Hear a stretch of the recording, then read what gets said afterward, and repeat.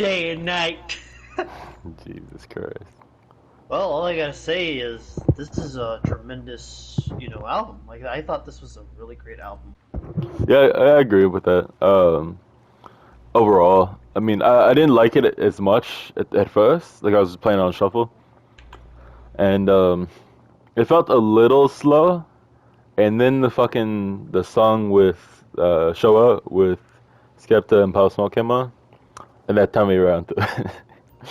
I love That's that. funny because that's literally like the first time of me hearing Pop Smoke, and I genuinely think that he's a really good singer. Oh no, his albums. I love his albums that he had before he died. Uh, But I so thought that. I was surprised he was on this because like this came out this is like months after Pop Smoke died. Oh yeah, that's right. But no, it's really fucking good. Like Pop Smoke's albums are some of my favorite albums I've ever listened to be honest. That's why it was such a big thing for me that he was on this. Uh, I love the the cover art for this album. Overall, obviously, it's the good one. But Yeah. Has that psychedelic look to it yeah, too. Has half of his face is like a skull, and right between it is like there's a man floating into space and right by the moon. It's pretty hmm badass.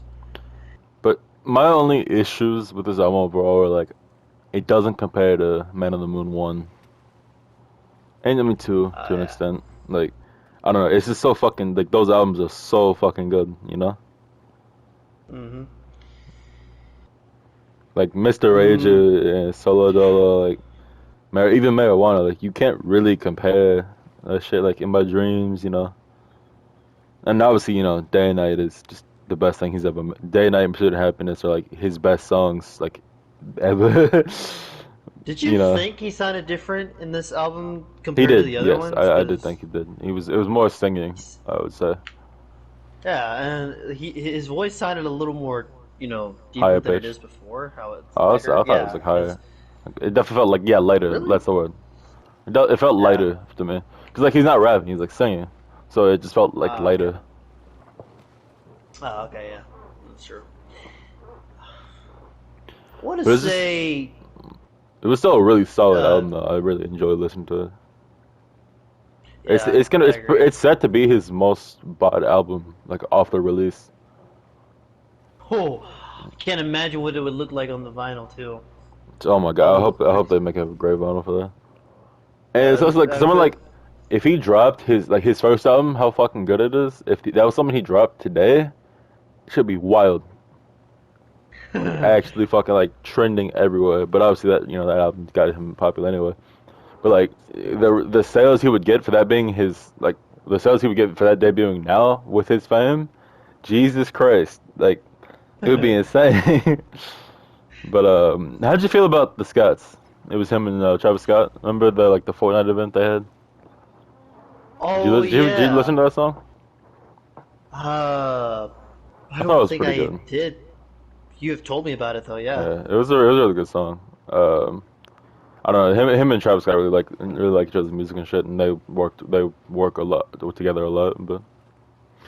But I, there's like an I'm intro assuming that that he their was chemistry is well. yeah.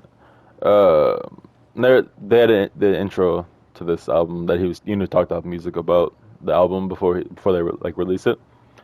He was talking about Hmm. how every time he makes a record, he's learning something. He feels like he's learning something new about himself. Hmm. And then he said he didn't realize that his father's death had really had an impact on him in that way that he did until he started writing about it and shit. Yeah. I But mean, yeah. I feel that though, like most artists does make an album, they do learn a lot from themselves to know, like, hmm oh wow, this is this is something that I'm improving from before, and Yeah.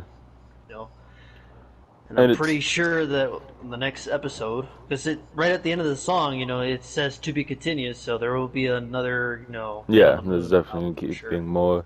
I feel like we're gonna do an album in between that. Like, I mean, look how many albums he released, between two and three. Like that shit was a lot because he had.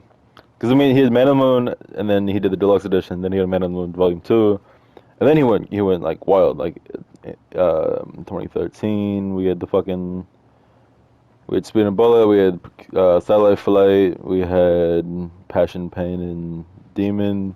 Kids See Ghost was really good. I think Kids See Ghost was a really good album, to be honest.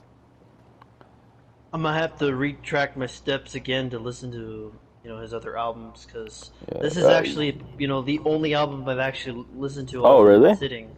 All Yeah, right, this is the first album I've your listened to first nonstop. thing you want to do, listen to Man on the Moon, End of Day, the expanded version, and and also it does have 6 music videos. Oh, Um, bet. and it's gonna top this album for you. I bet 100%. That's Oh, what got it. bet. Like that's his debut album, and that's what like got started the whole like humming thing and how good his fucking music was held as a standard. That's what also pigeonholed him as like they called him an emo rapper, but it's because he's rapped out his fucking like feelings, emotions, etc.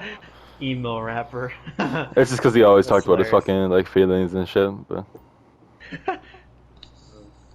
Who doesn't? And, it's funny though because I can understand yeah, because me, I listen to the Wiggins, so it's not that hard for me to understand this guy. So I I wonder feel I Starboy feel this Requiem. I guy. wonder what that means.